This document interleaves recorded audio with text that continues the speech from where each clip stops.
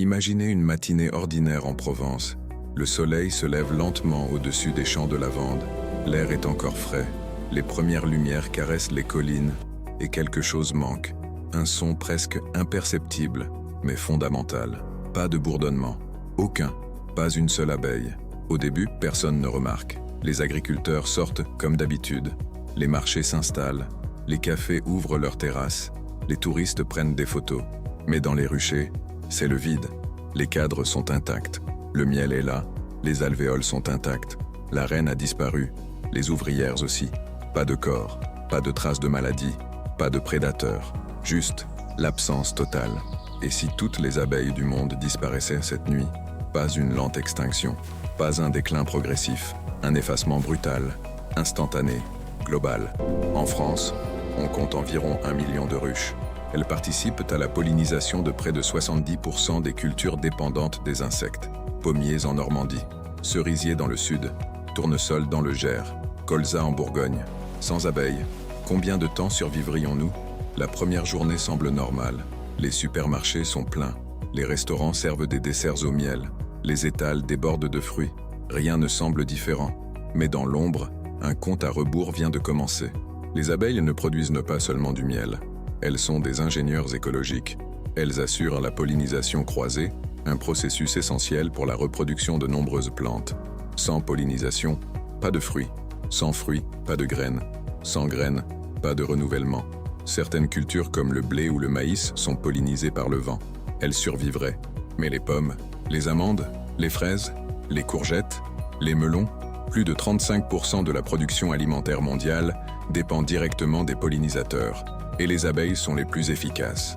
Le premier jour, les scientifiques sont perplexes. Les satellites ne détectent aucune anomalie environnementale. Les capteurs atmosphériques ne signalent rien d'inhabituel. Pas de pic de radiation, pas de variations chimiques. C'est comme si elles avaient été effacées de la réalité. Les réseaux sociaux explosent. Disparition des abeilles devient virale. Les apiculteurs français alertent le ministère de l'Agriculture. Les médias parlent d'un phénomène inexpliqué. Certains évoquent un virus mutant, d'autres une arme biologique. Les théories complotistes se multiplient, mais une question demeure. Combien de temps avant que cela nous touche vraiment? Car l'impact ne sera pas immédiat. Il sera progressif, silencieux, invisible. Et c'est justement ce qui le rend si dangereux. Les premières 24 heures passent sans chaos. Mais dans les vergers, les fleurs ouvertes aujourd'hui ne seront pas fécondées. Ce qui signifie qu'aucun fruit ne se formera.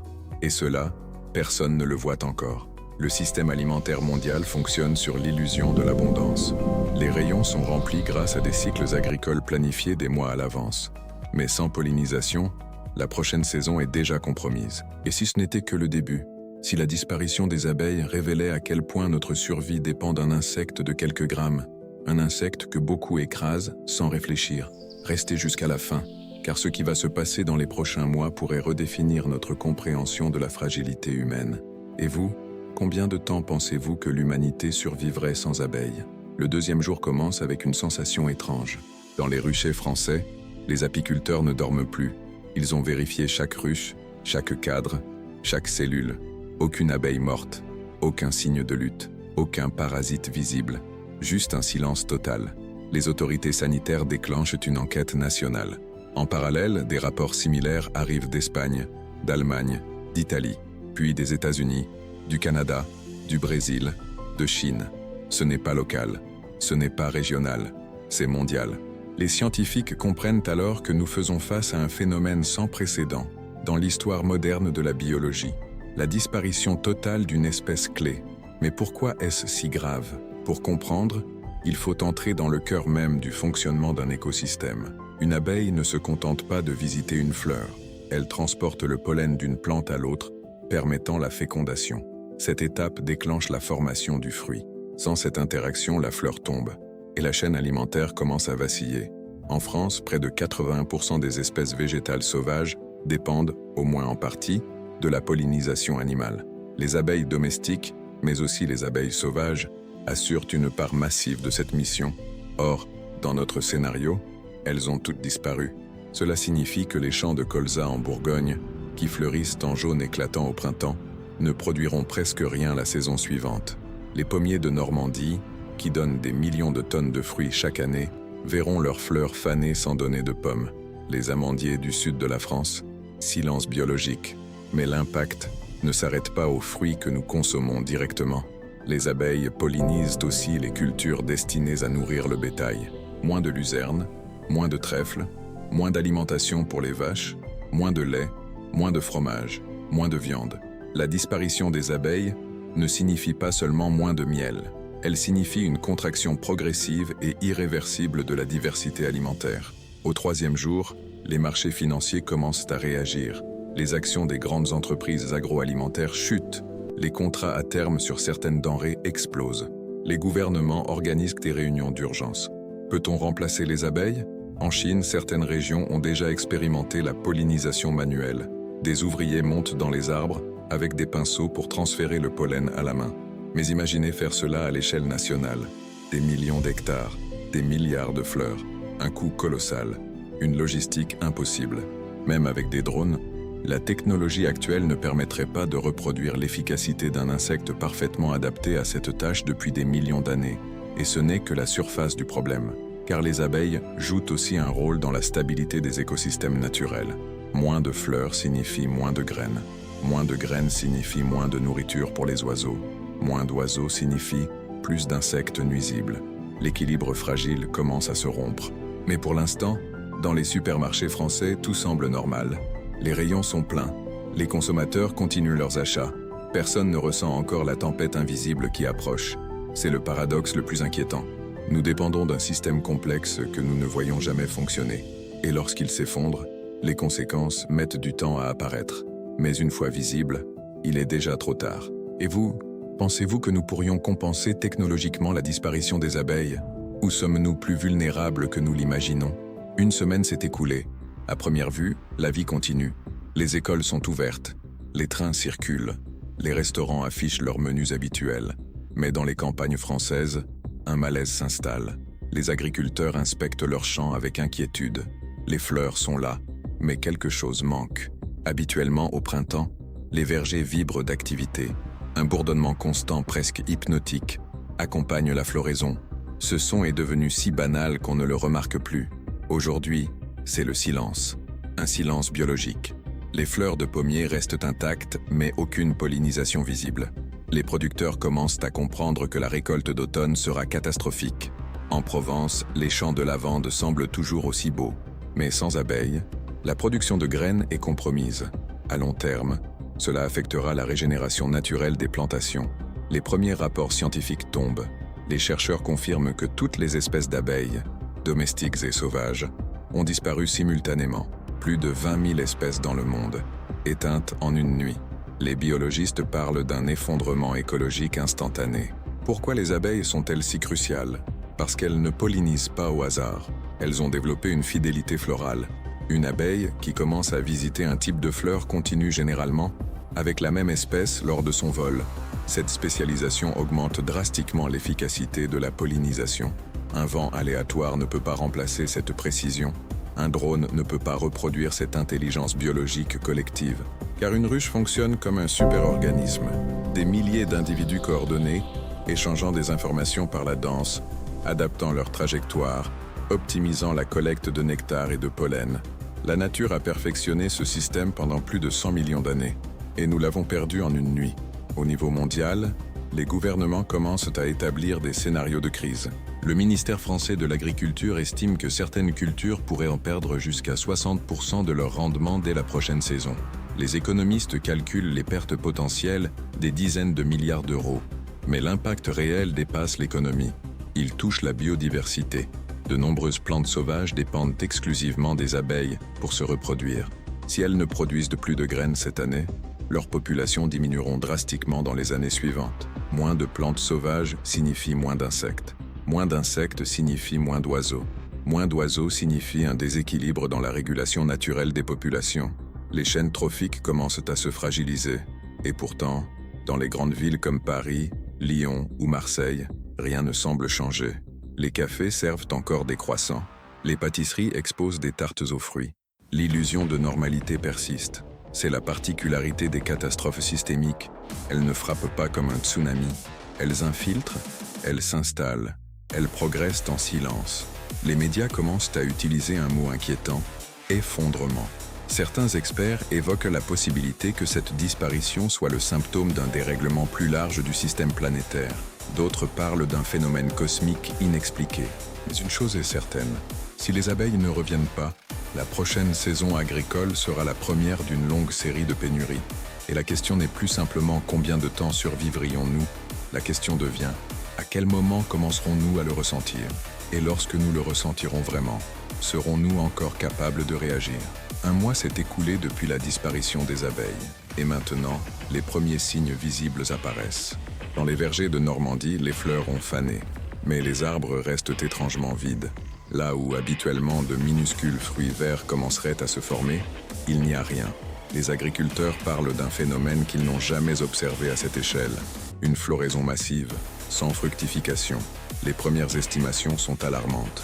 Certaines exploitations annoncent jusqu'à 80% de pertes sur les cultures dépendantes de la pollinisation. Les fraises sous serre montrent une baisse drastique de production. Les melons du sud-ouest présentent des taux d'avortement floral anormalement élevés.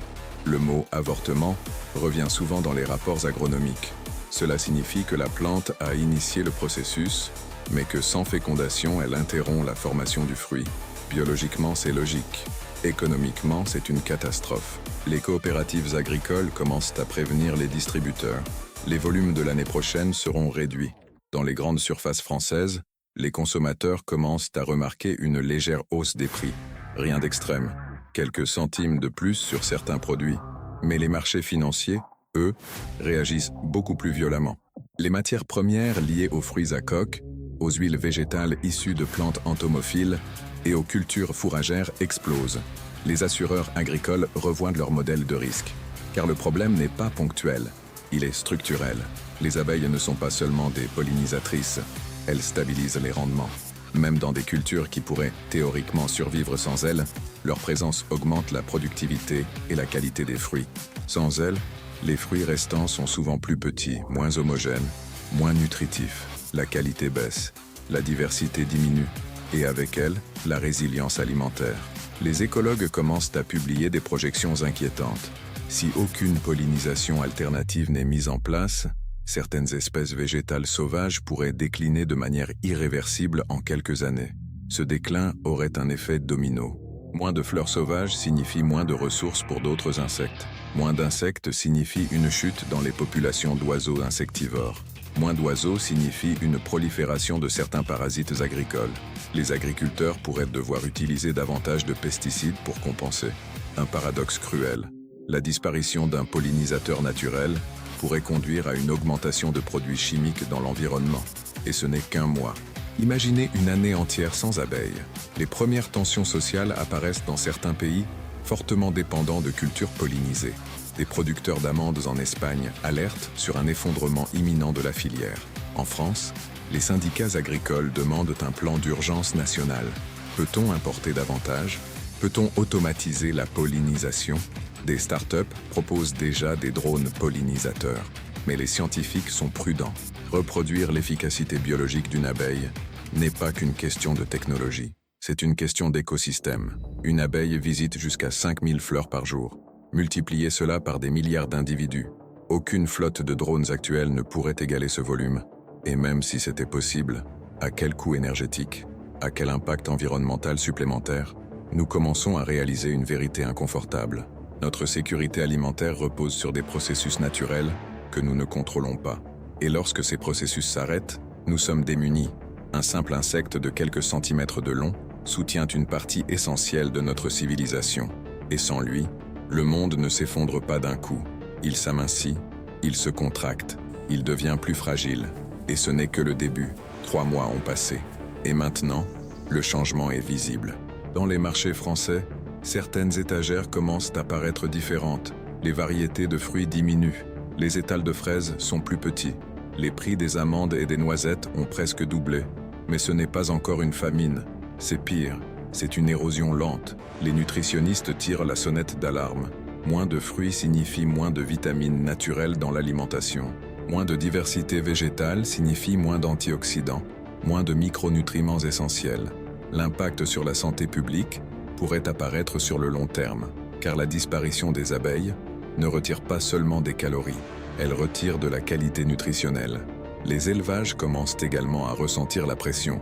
Certaines cultures fourragères, dépendantes de la pollinisation, voient leur rendement chuter. Les coûts d'alimentation du bétail augmentent. Les producteurs de fromage en France, symbole culturel national, s'inquiètent. Moins de fourrage signifie moins de lait. Moins de lait signifie moins de fromages artisanaux. La gastronomie française elle-même pourrait être transformée. Et ce n'est toujours que le début. Les écologues publient une étude inquiétante. Si la pollinisation ne reprend pas dans l'année, certaines plantes sauvages pourraient ne pas produire de graines viables.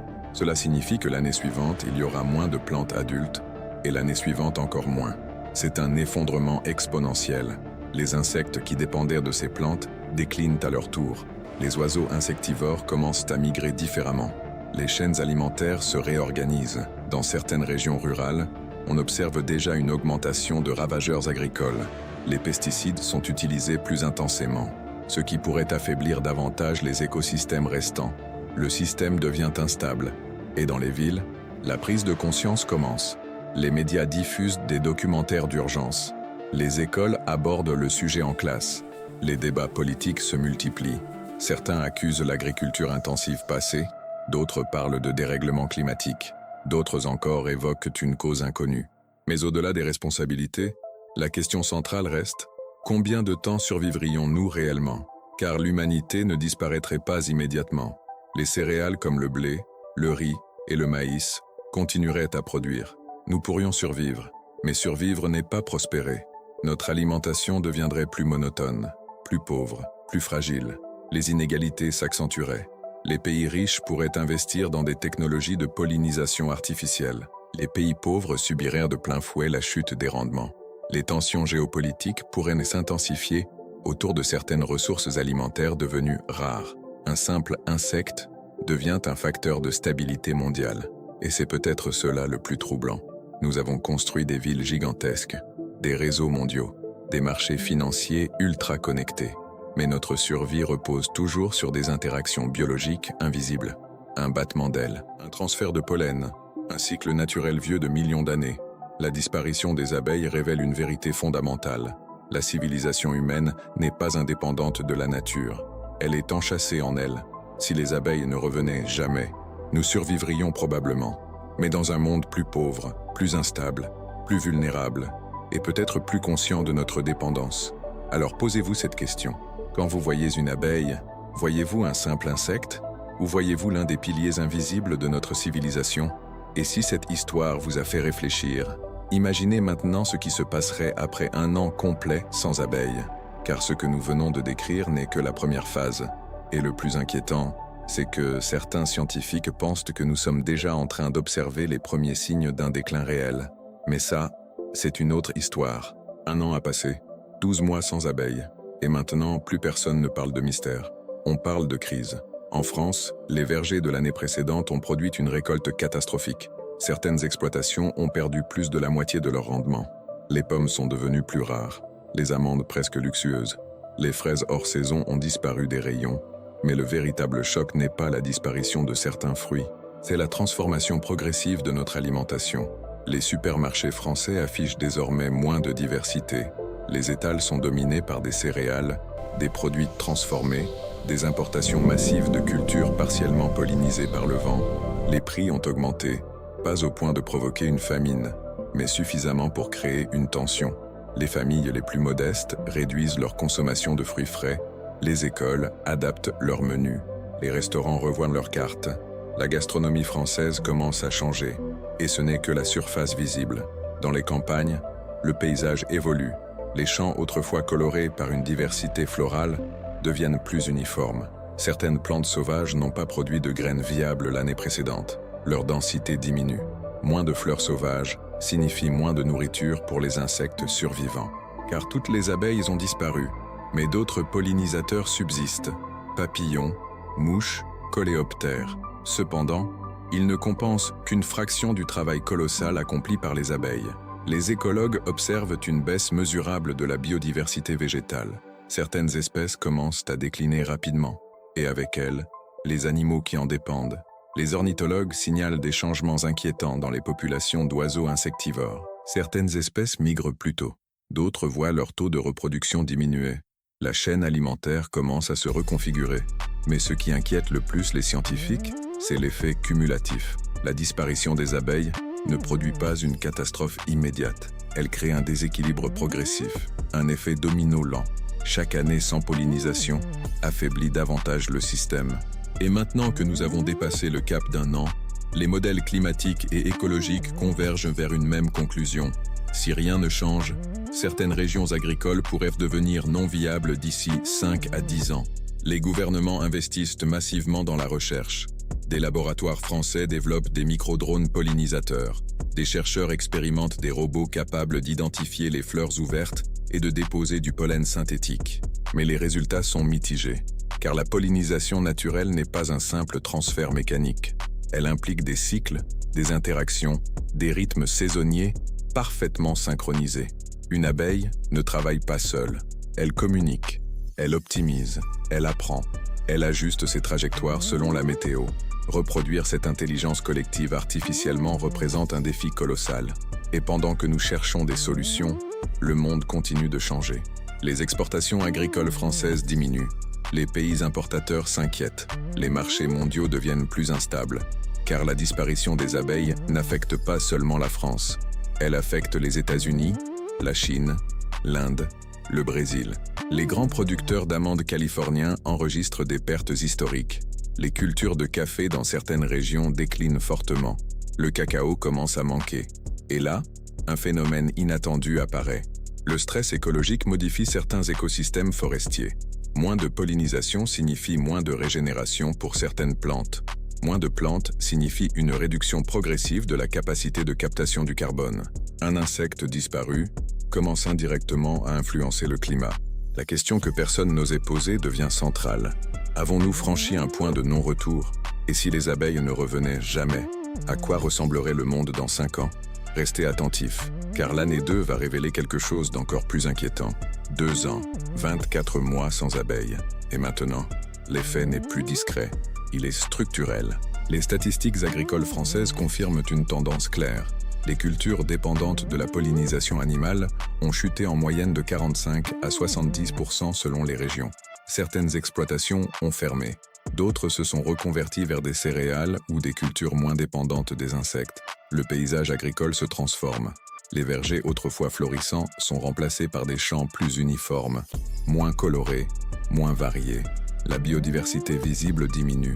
Mais le phénomène le plus inquiétant se déroule sous la surface, dans les sols.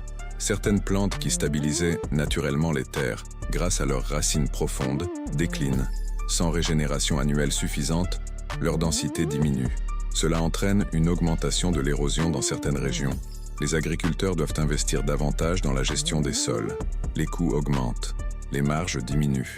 Les économistes parlent désormais d'une restructuration alimentaire mondiale.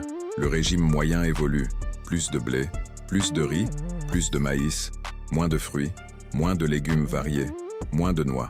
L'alimentation devient plus calorique, moins nutritive. Les médecins observent une hausse progressive de certaines carences en micronutriments, vitamine C, antioxydants. Certains composés phytochimiques présents dans les fruits colorés deviennent plus rares dans les régimes alimentaires. La santé publique commence à ressentir l'impact. Mais au-delà de la nutrition, c'est l'écosystème global qui s'ajuste. Dans certaines forêts européennes, les espèces végétales dépendantes des abeilles déclinent rapidement.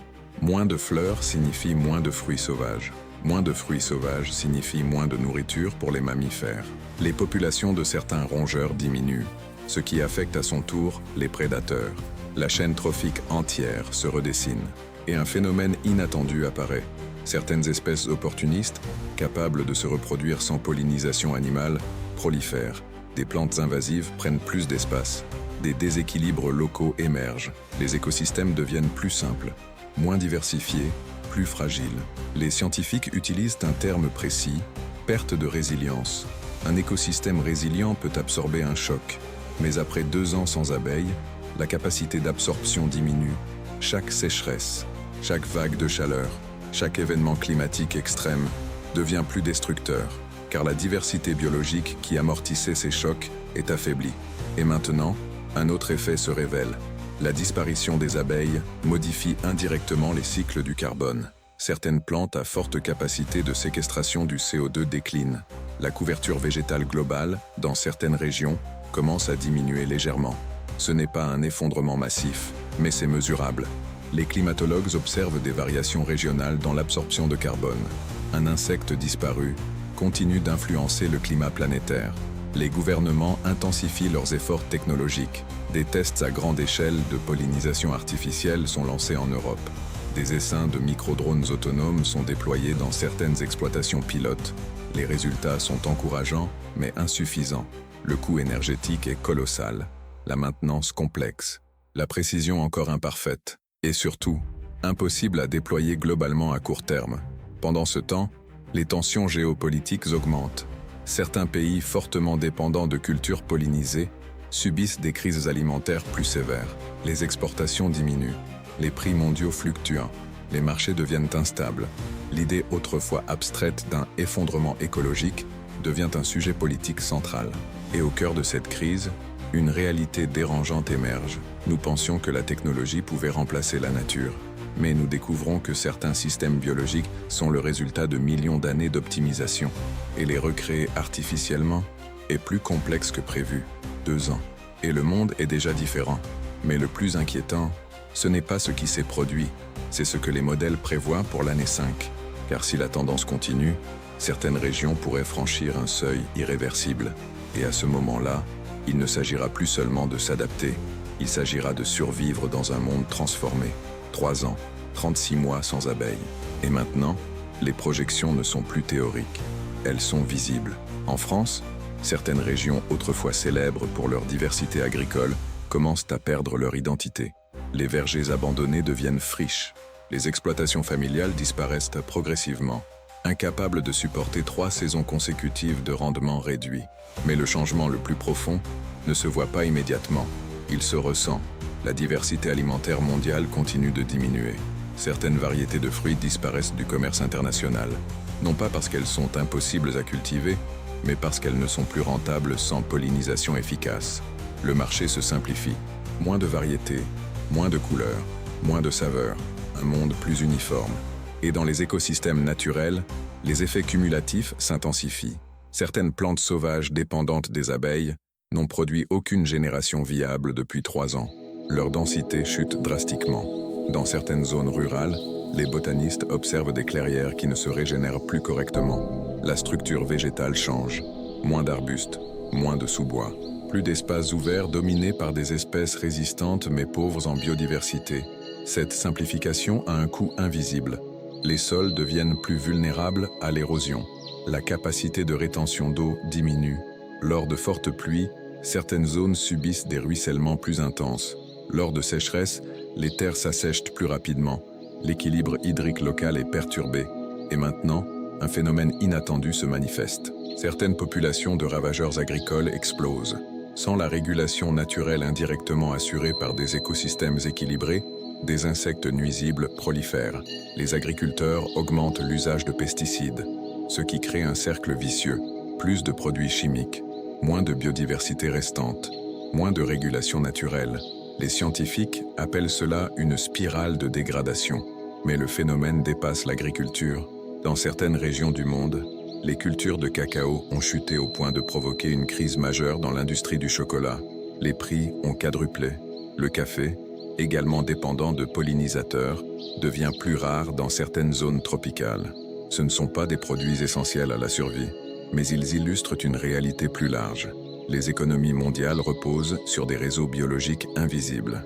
Et lorsque ces réseaux se rompent, les conséquences dépassent la simple alimentation. Les tensions géopolitiques s'intensifient. Certains pays imposent des restrictions d'exportation pour protéger leur marché intérieur. Les chaînes d'approvisionnement mondiales deviennent instables. Les marchés financiers fluctuent davantage. La confiance diminue. Et au niveau scientifique, une inquiétude profonde s'installe. Car les modèles écologiques montrent que plus un système perd de biodiversité, plus il devient sensible aux chocs externes. Une sécheresse qui aurait été absorbée auparavant provoque désormais des pertes massives. Une vague de chaleur entraîne des mortalités végétales accrues. La disparition des abeilles a affaibli le tissu écologique mondial. Et ce tissu continue de se déchirer. Dans les grandes villes françaises, le changement devient perceptible. Les fruits exotiques sont plus rares. Les prix des produits frais augmentent régulièrement. Les consommateurs adaptent leurs habitudes. Les gouvernements mettent en place des campagnes de sensibilisation nutritionnelle. Mais une question commence à émerger dans le débat public. Avons-nous sous-estimé la valeur écologique des abeilles? Pendant des décennies, elles étaient vues comme une ressource agricole. Aujourd'hui, elles apparaissent comme un pilier systémique. 3 ans sans abeilles, et le monde est déjà plus fragile. Mais le plus inquiétant, ce n'est pas la perte actuelle, c'est l'effet à long terme. Car certains scientifiques estiment qu'après 5 ans, certaines espèces végétales pourraient disparaître localement de manière définitive. Et lorsqu'une espèce disparaît, elle ne revient pas facilement. La question devient alors existentielle. Si un insecte peut déclencher un tel bouleversement, à quel point notre civilisation est-elle réellement stable? Et si ce n'était que le premier domino? 4 ans, 48 mois sans abeilles. Et maintenant, certains seuils critiques commencent à être franchis. Les scientifiques parlent d'un phénomène appelé cascade trophique accélérée, ce qui signifie que les effets indirects dépassent désormais les effets directs. Au départ, l'impact concernait surtout les cultures agricoles dépendantes de la pollinisation, puis les plantes sauvages, ensuite les insectes, les oiseaux, les petits mammifères. Mais à la 4e année, les forêts commencent à changer de physionomie. Dans certaines régions françaises, des botanistes observent une chute significative du renouvellement naturel de certaines espèces d'arbustes. Moins de pollinisation signifie moins de fruits sauvages. Moins de fruits signifie moins de dispersion des graines. Les cycles de régénération ralentissent. Les espèces opportunistes, souvent moins bénéfiques pour la biodiversité globale, prennent davantage d'espace. Les paysages deviennent plus homogènes, moins variés, plus vulnérables aux maladies, et une conséquence inattendue apparaît dans certaines zones agricoles. Les monocultures dominantes, déjà fragilisées par la baisse de diversité biologique, deviennent plus sensibles aux parasites et aux maladies fongiques. Les agriculteurs doivent augmenter encore l'usage de produits phytosanitaires. Les coûts explosent, la rentabilité chute. Certaines régions rurales connaissent un exode progressif. Les exploitations non viables sont abandonnées. Les jeunes générations hésitent à reprendre des terres devenues économiquement incertaines. La crise écologique se transforme en crise sociale. Mais l'impact le plus troublant se révèle dans les modèles climatiques régionaux. Moins de diversité végétale signifie une modification subtile des cycles d'évapotranspiration. Moins de plantes diversifiées signifie moins de régulation naturelle de l'humidité locale. Dans certaines zones, les étés deviennent plus secs. Les vagues de chaleur semblent plus intenses.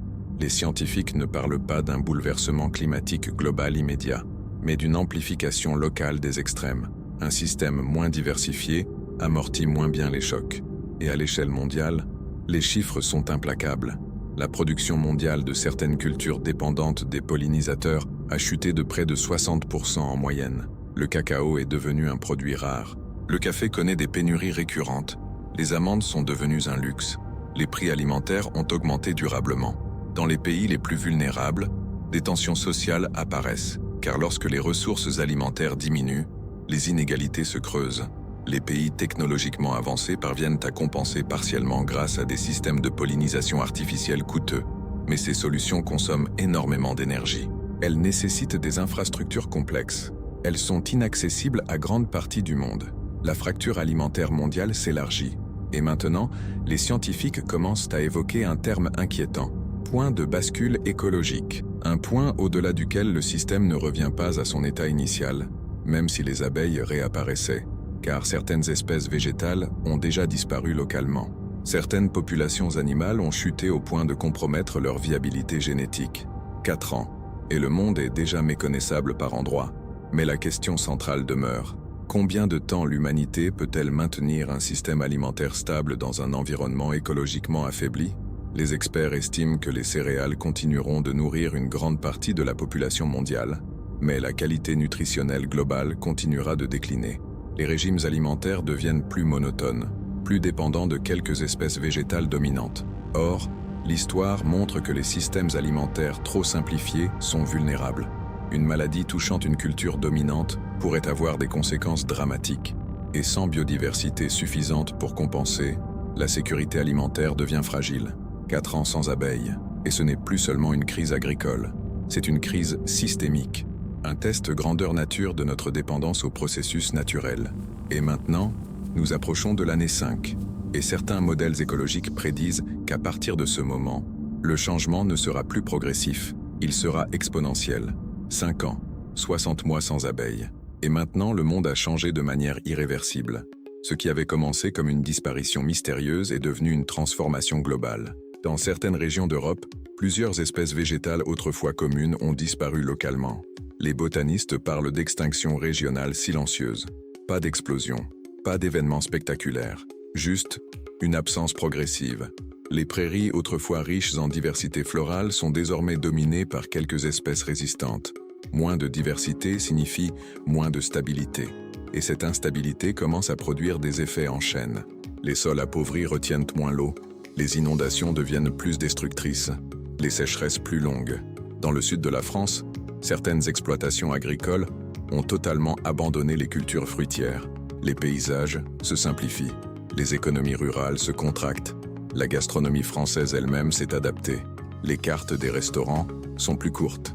Les desserts traditionnels à base d'amandes ou de fruits frais sont devenus des produits de luxe, mais le changement le plus profond est psychologique. La disparition des abeilles a transformé la perception collective de la nature. Pendant des décennies, l'humanité a cru que la technologie pouvait compenser n'importe quelle perte écologique. 5 ans plus tard, cette illusion s'est fissurée. Les systèmes de pollinisation artificielle existent, mais ils ne couvrent qu'une fraction des besoins mondiaux. Le coût énergétique est immense. Les pays en développement n'ont pas les moyens de déployer ces solutions. Les inégalités alimentaires se sont aggravées.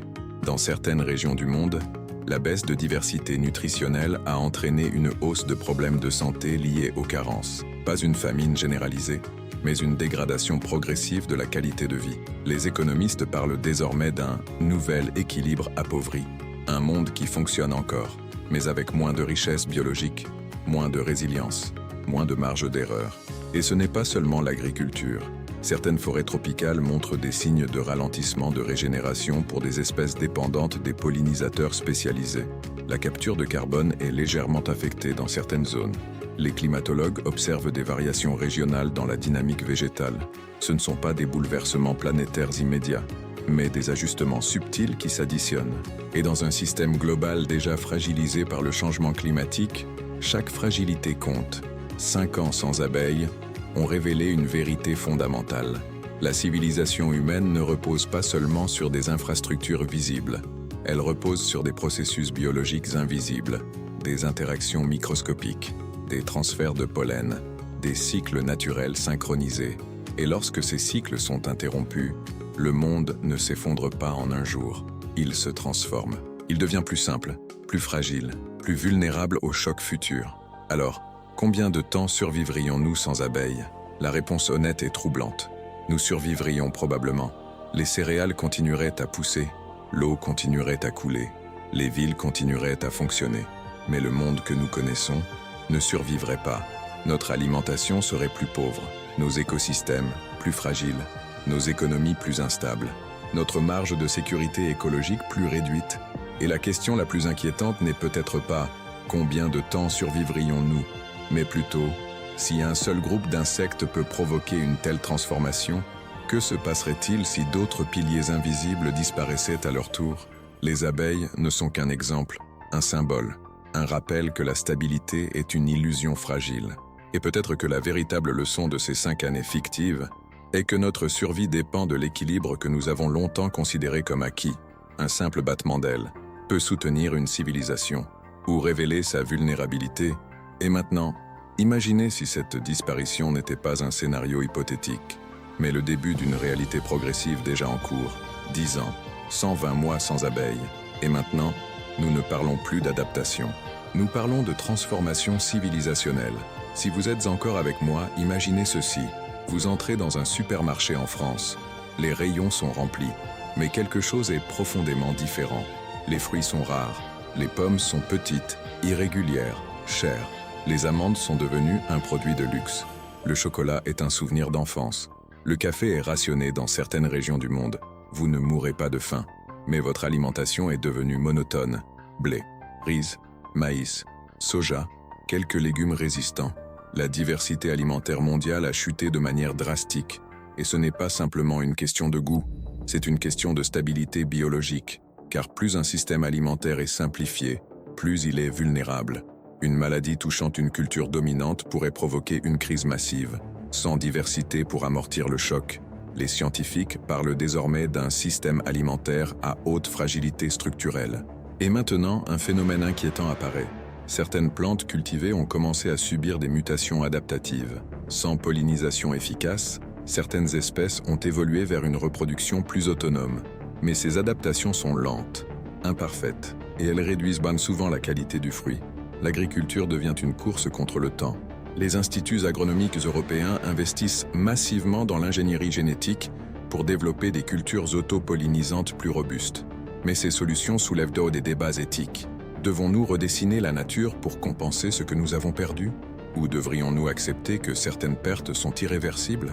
Et pendant que nous débattons, les écosystèmes naturels continuent de se simplifier. Dans certaines régions, les forêts secondaires dominent. Moins riches, moins complexes, plus sensibles aux incendies, les cycles naturels se sont ajustés, mais ils sont plus instables. Chaque sécheresse laisse une cicatrice plus profonde. Chaque vague de chaleur tue davantage de végétation. Et voici la question que peu de gens osent poser. Et si les abeilles revenaient aujourd'hui, le monde pourrait-il redevenir comme avant? Les écologues sont prudents. Après 10 ans, certains équilibres sont définitivement modifiés. Certaines espèces végétales ont disparu localement. Certaines chaînes alimentaires ont été restructurées. Les abeilles pourraient réapparaître, mais elles reviendraient dans un monde transformé. Et vous, pensez-vous que notre civilisation aurait la patience d'attendre encore 10 ans pour une hypothétique restauration? Ou chercherions-nous toujours une solution technologique rapide? Car 10 ans sans abeilles ont révélé une vérité brutale. Nous ne contrôlons pas les fondations biologiques de notre monde. Nous les utilisons, nous les exploitons, mais nous ne les maîtrisons pas. Et maintenant, imaginez ce que serait le monde après 20 ans. Car si 10 ans ont suffi à transformer l'agriculture et les écosystèmes, 20 ans pourraient redéfinir la planète. Restez attentifs, car la suite va au-delà de l'alimentation. Elle touche la stabilité même des sociétés humaines. 20 ans, 2 décennies sans abeilles. Si vous êtes toujours là, posez-vous une question honnête. Le monde que vous connaissez existerait-il encore vraiment? Après 20 ans, la transformation n'est plus seulement écologique, elle est civilisationnelle. Les enfants nés l'année de la disparition des abeilles sont maintenant adultes. Ils n'ont jamais connu l'abondance alimentaire telle que nous l'avons connue. Pour eux, la rareté de certains fruits est normale. Le chocolat est un produit occasionnel. Les amandes sont un luxe. La diversité des marchés traditionnels a disparu. Ce qui était autrefois banal est devenu précieux. Mais l'impact le plus profond ne se trouve pas dans les supermarchés. Il se trouve dans la structure même des écosystèmes. Après 20 cycles agricoles sans pollinisation massive, de nombreuses espèces végétales dépendantes des abeilles ont disparu localement dans plusieurs régions du monde. Certaines ont été remplacées par des espèces plus résistantes. D'autres ont simplement laissé des vides. Et lorsqu'un vide écologique apparaît, il est souvent comblé par des espèces opportunistes, parfois invasives, moins diversifiées, plus agressives.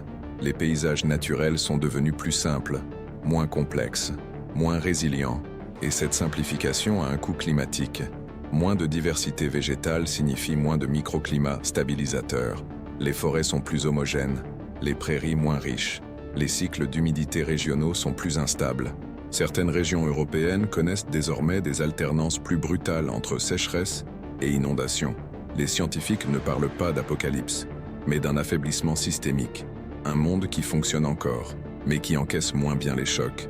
Et maintenant, imaginez un événement extrême, une sécheresse majeure, une maladie frappant une culture dominante comme le blé ou le maïs. Dans un monde diversifié, l'impact serait amorti. Dans un monde simplifié, il serait amplifié. Et c'est cela le véritable danger. Pas l'absence immédiate de nourriture, mais la réduction progressive de la marge de sécurité. Les économistes utilisent un terme précis, fragilité cumulative. Chaque perte écologique réduit la capacité d'adaptation. Chaque simplification augmente la dépendance à quelques ressources clés. Et maintenant, une question essentielle.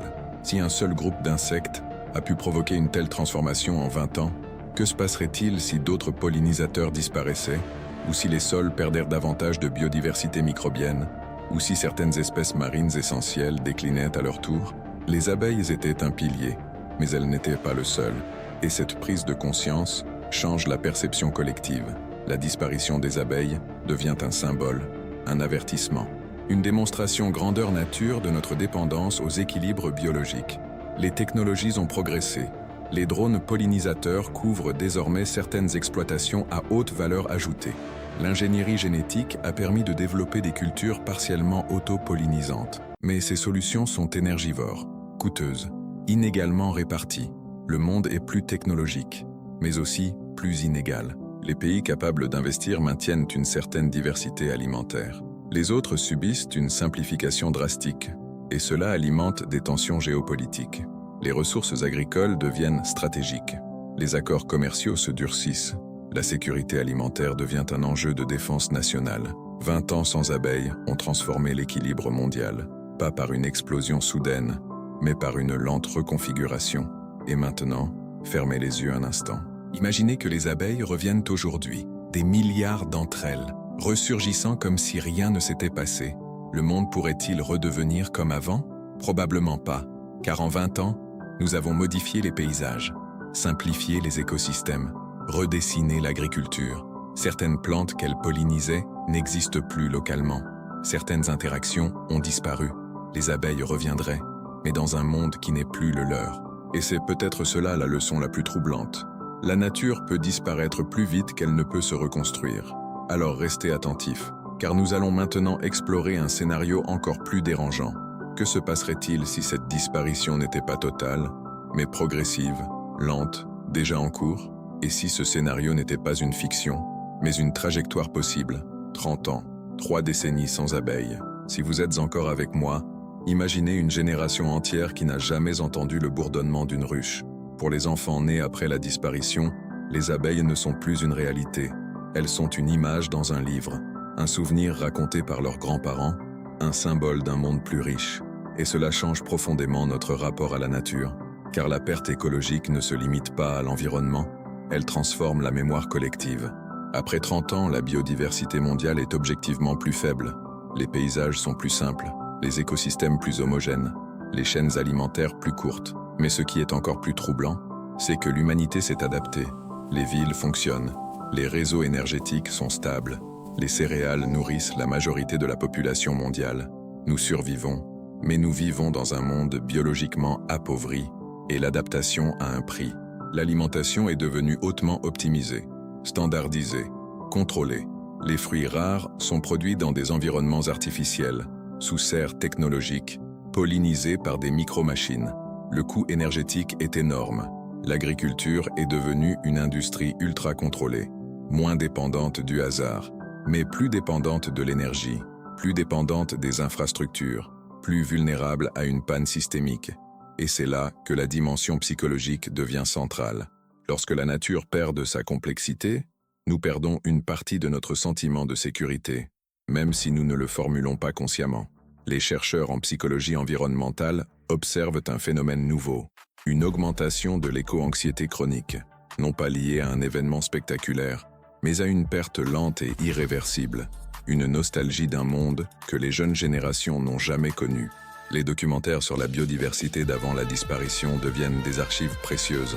Les images d'immenses champs en fleurs, bourdonnant d'abeilles, semblent presque irréelles. Et maintenant, posez-vous cette question. Si un seul groupe d'insectes a suffi à transformer le monde en 30 ans, à quel point notre civilisation est-elle réellement solide? Nous avons construit des gratte-ciels, des réseaux numériques mondiaux, des systèmes financiers complexes, mais nos fondations biologiques restent fragiles. Et cette prise de conscience change la culture. Les programmes scolaires intègrent désormais la notion de dépendance écologique systémique. Les gouvernements parlent ouvertement de sécurité biologique. Les politiques publiques incluent des indicateurs de biodiversité au même niveau que le PIB, car nous avons appris une leçon.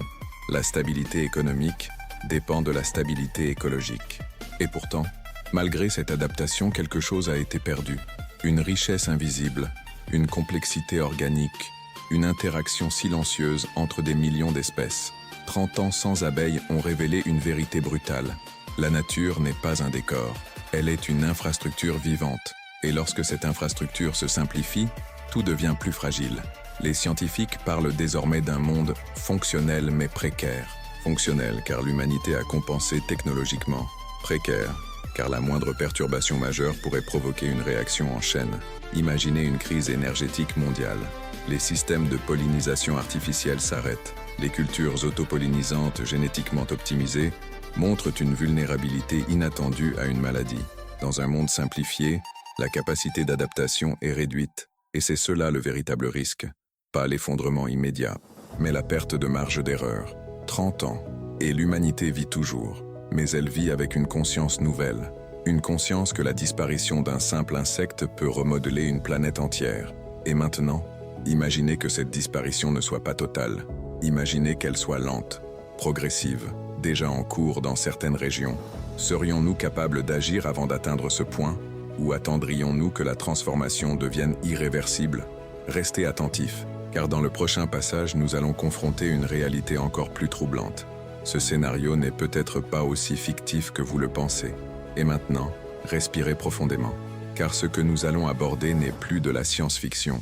Ce n'est plus un scénario lointain, c'est une tendance mesurée, documentée, en cours. Depuis plusieurs décennies, les populations d'abeilles déclinent dans de nombreuses régions du monde. Pas une disparition totale, pas encore, mais un affaiblissement progressif.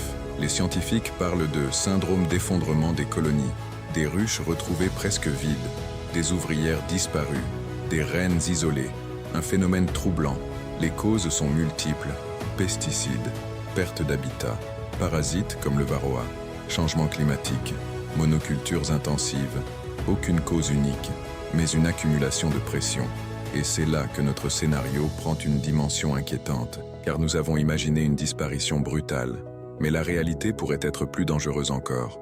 Une disparition lente, presque invisible, année après année, sans choc spectaculaire, sans alarme immédiate, une érosion.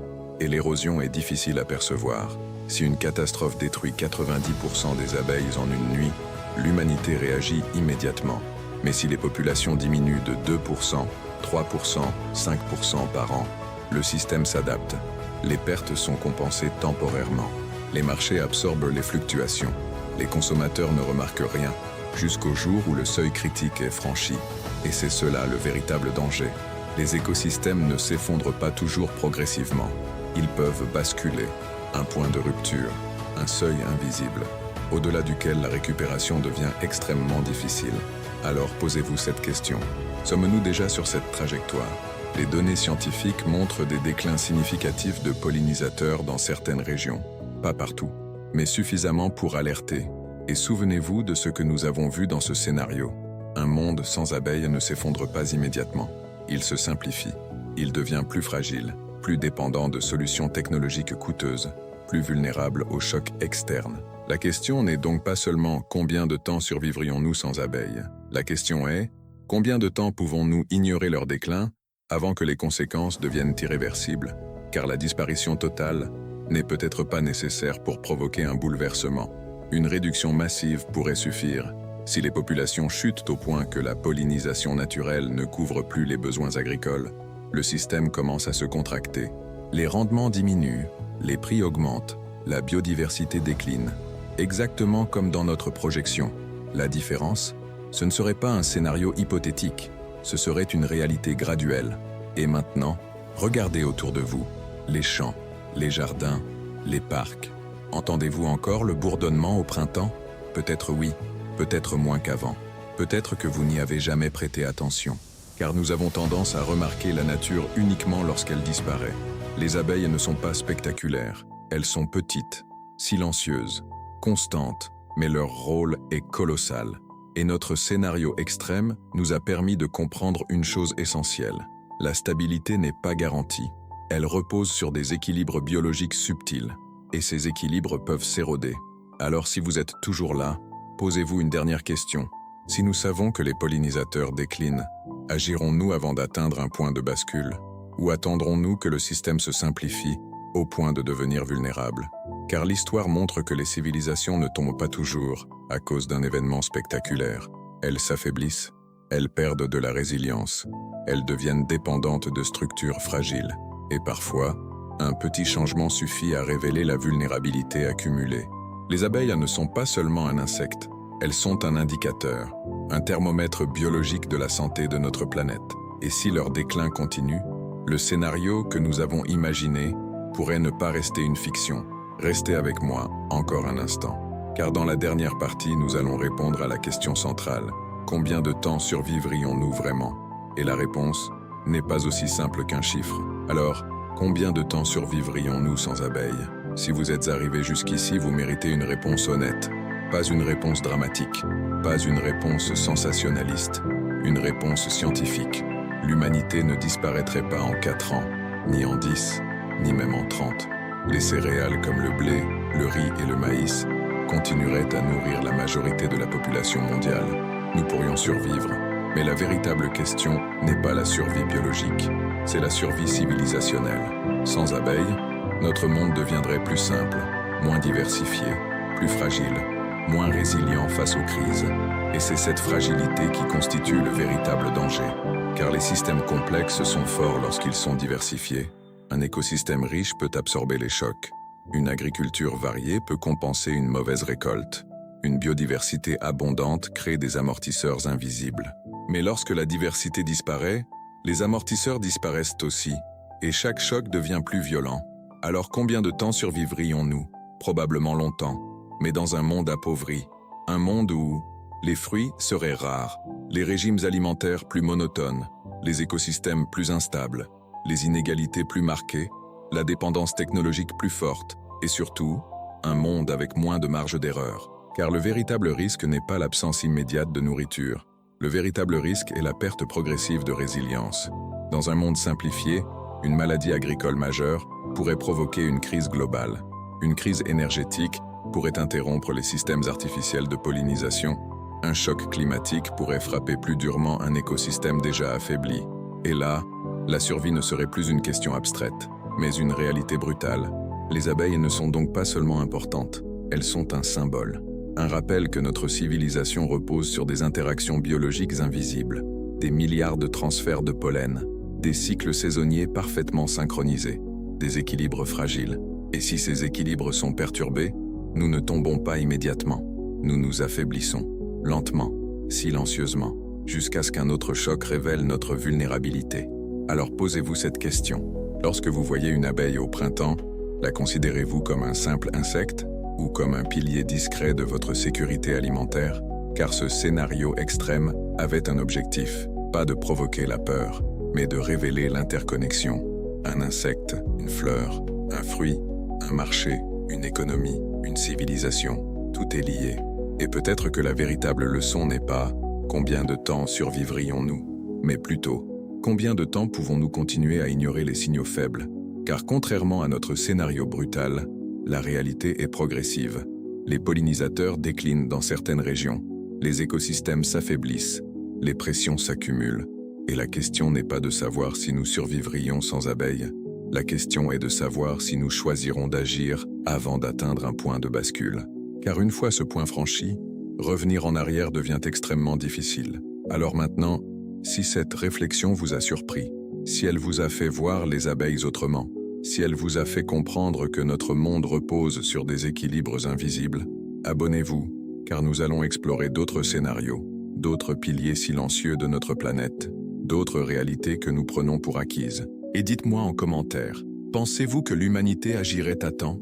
Ou attendrions-nous que la crise devienne irréversible? Car chaque battement d'aile rappelle que la stabilité est fragile et que notre avenir dépend parfois de ce que nous ne voyons même pas.